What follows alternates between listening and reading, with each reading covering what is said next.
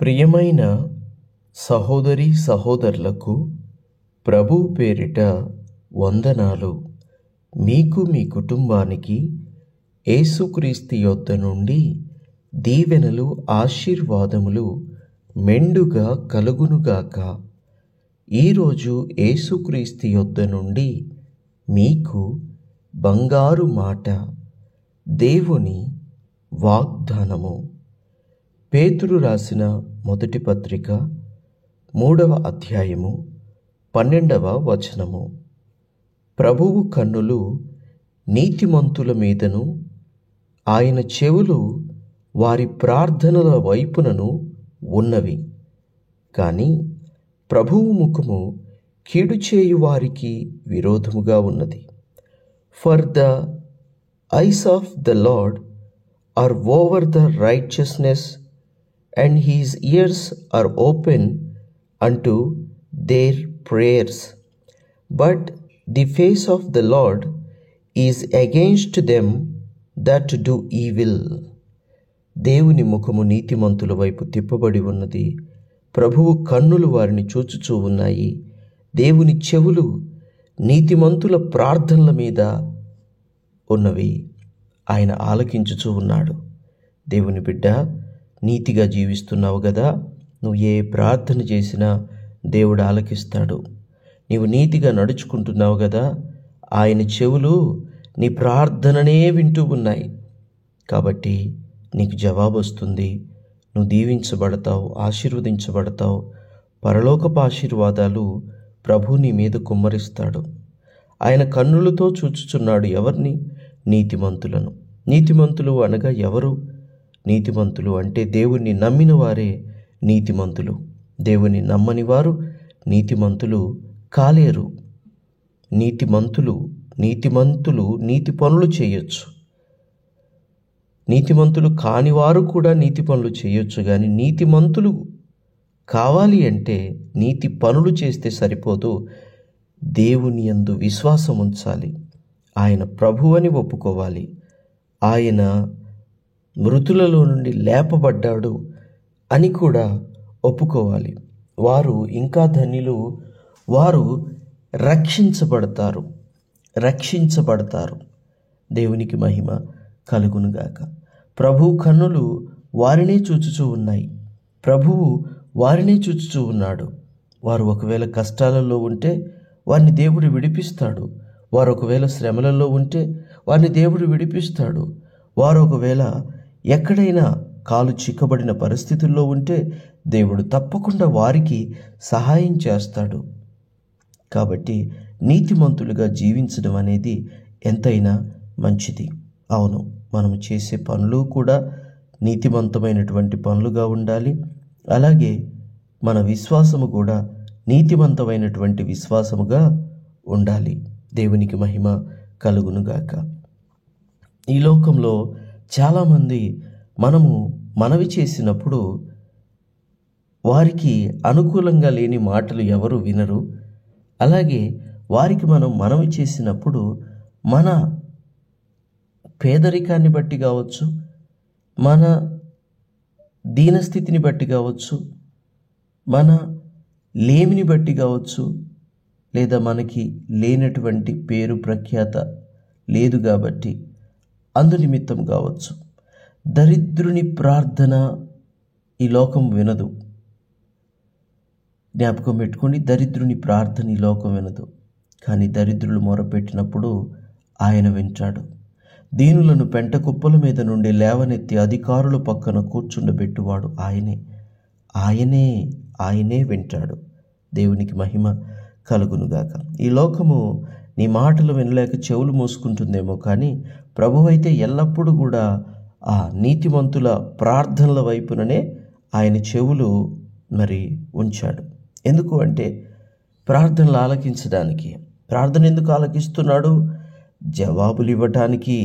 తప్పక జవాబులు ఇవ్వటానికి ప్రభువు వారి ప్రార్థనల వైపు చెవులను ఉంచాడు. దేవుని బిడ్డ, నీవు కూడా దేవుని యొద్ద నుండి జవాబు పొందుకోవాలంటే ఆయన నీ ప్రార్థన ఆలకించాలి. నీ ప్రార్థన ఆలకించాలంటే ముందుగా నీవు నీతిమంతునివి లేక నీతిమంతురాలివి కావాలి. అలా అయినట్లయితే తప్పక నీ ప్రార్థన దేవుడు ఆలకిస్తాడు. నీతిమంతులు అవ్వటం అంటే ఏమిటి అంటే దేవుని యందు విశ్వాసం ఉంచడమే నీతి.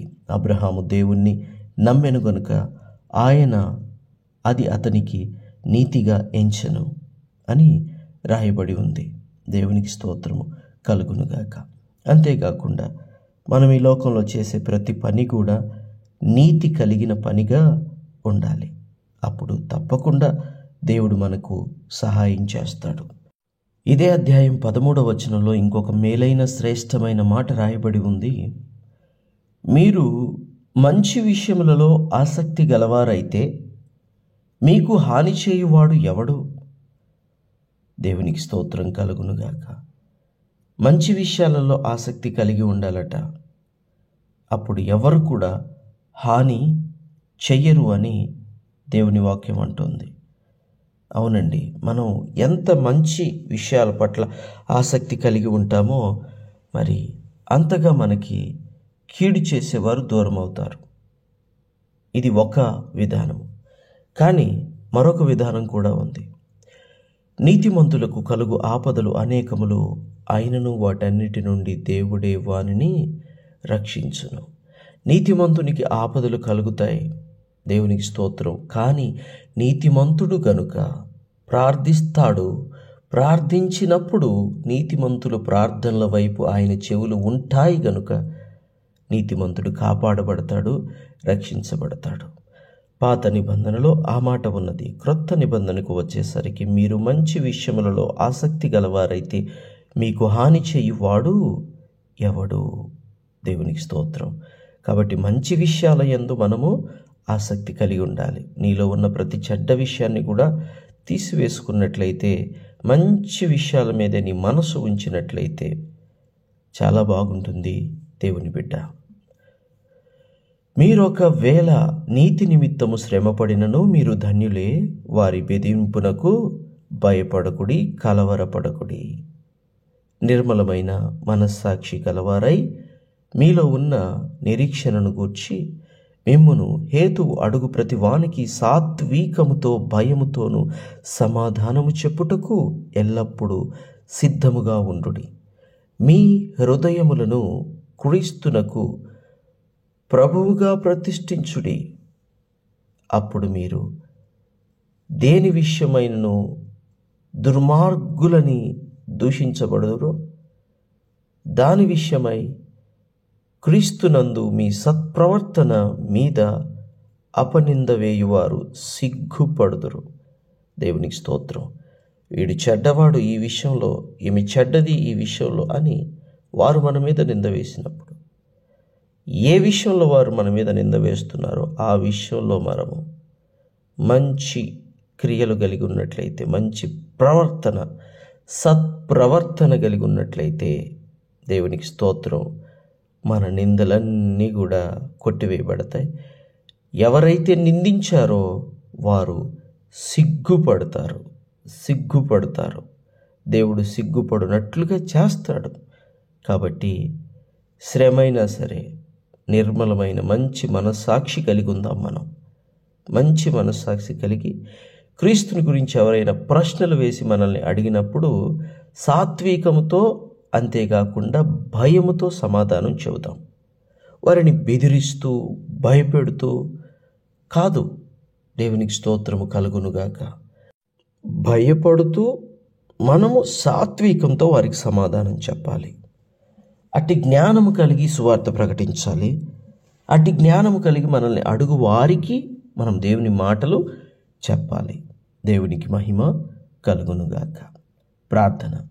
తండ్రి, మీకు వందనాలు, దేవస్తోత్రాలు. ప్రభువా, మీ కన్నులు నీతిమంతుల మీద ఉంటాయి తండ్రి. నీతిమంతుల ప్రార్థనలు మీ చెవులు ఆలకించుటకు ఎల్లప్పుడూ సిద్ధముగానే ఉంటాయి తండ్రి. మీకు వందనాలు. మరి మీ ముఖము ఎవరికి విరోధంగా ఉంటుంది? కీడు చేయువారికి. దేవా, కీడు చేయువారిని మాకు దూరము చేయండి తండ్రి. అంతేకాకుండా మేము నీతిమంతులుగా ఉండుటకు గొప్ప విశ్వాసాన్ని మాకు దయచేయండి. గొప్ప విశ్వాసము, ఆసక్తి కలిగి మేము ప్రభువా ముందుకు సాగునట్లుగా సహాయం చేయండి తండ్రి.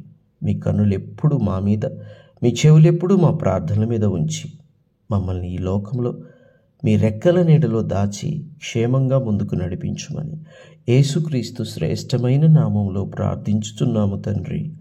Amen, amen, amen.